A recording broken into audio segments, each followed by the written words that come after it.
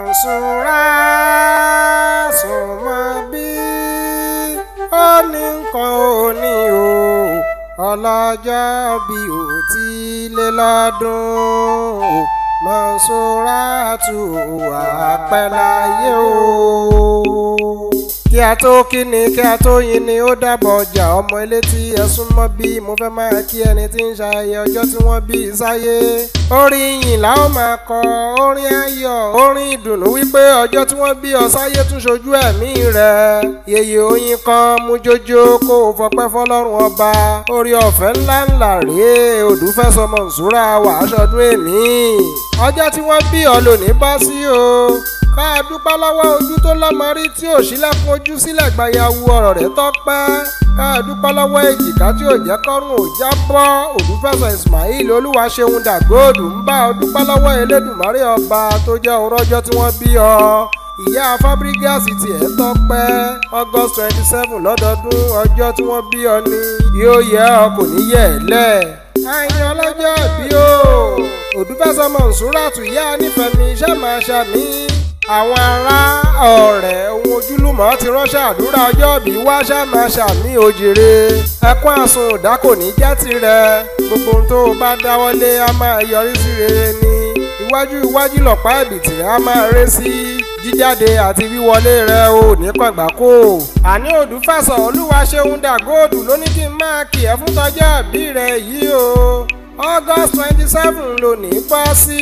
Ojú tó rọ́dún yìí a tún rọ́dún èmi tọmọtọmọ. Ojú rere àti àánú Ọlọ́run yóò máa tọ̀ lẹ́yìn máa ṣàmì ńlá. Ó yá ìyá oyin kan súnmọ́ bí mo fẹ́ bá ọ délé bàbá rẹ̀ ìmákun omi ní Waterside ni mò ń rè. Ọmọ máa kan ṣọ́bíyà o. Ìlú Àrẹ̀yẹ tá àrókò tán ẹyẹ kúkú ṣe bẹ́ẹ̀ fò lọ. Ọmọ àṣàlẹ̀ gẹ́gẹ́gẹ́gẹ́ bẹ́ni tí òró mi rí. Bẹ́ẹ̀ni bí ogún bí ọgbọ̀n òkùnkùn bẹ nínú ilé bàbá tó bí ọlọ́mọ. Ọmọ ìtọ́ bọ́lọ́bọ́lọ́ kọgbẹ̀rì má máa wọ̀ o. Ọ̀gbẹ̀rì wọ̀bẹ̀ ó mú kú dé. Àwòrán wọ̀ ó mú un jẹ. Ọmọ ẹ̀lúkùlú wọ̀ ẹ̀lúkùlú mu. Ẹni máa bá ẹ̀lúkùlú mu ó yè. Ọmọ àpò táwọn ń tọ́lọ́fọ̀. Ètà aṣu, ètà kókò, ètà ètè bèrè wọ̀n yẹ́nyẹ́. Ọmọ má jayà o. Ọmọ má bẹ̀rù, ọmọ má ṣòjò nínú ilé bàbá tó bí ọlọ́mọ. Odùfẹ́sọ Mansura tù yẹyẹ oyin kan o.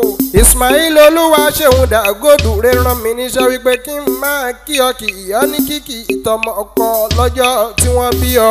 Aṣọdúnmọ́dún o aṣoṣù mọ́ṣù.